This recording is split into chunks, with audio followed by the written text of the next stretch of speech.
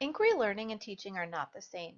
Learning through inquiry involves being engaged and actively involved in processes, rather than having ideas and concepts distributed through a passive approach.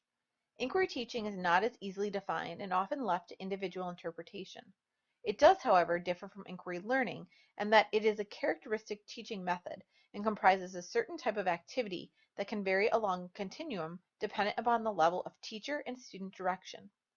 Inquiry is classified as possessing 5 elements based around student actions: scientific questioning, focusing on evidence to create and evaluate questions, developing explanations as a result of collecting evidence, evaluating personal explanations compared to those explanations that may be presented and differ from others, and sharing and providing justification for conclusions. Inquiry-based learning is a means by which students engage and learn through the methods of scientists. This mode of learning not only assists students in gaining conceptual knowledge, but does so through an engaging approaches that often increase student motivation to learn. Some individuals still question inquiry and whether it is appropriate for elementary children, especially those of the primary grades. Do elementary students have the necessary abilities to learn through these instructional methods?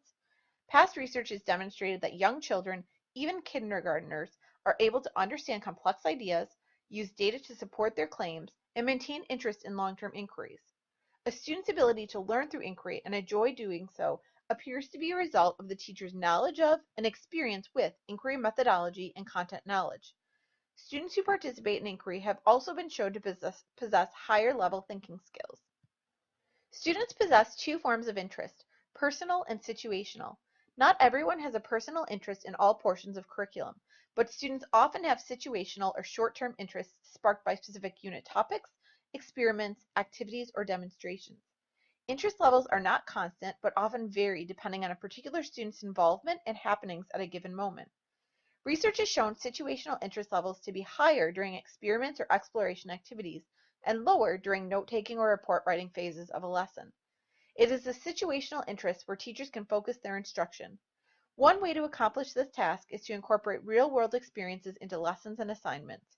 Acknowledgement of these interests has been shown to affect nearly all students within a class and is therefore a means of reaching a large number of students rather than merely 3 or 4 out of an entire class, which may occur if teachers focus solely on personal interest.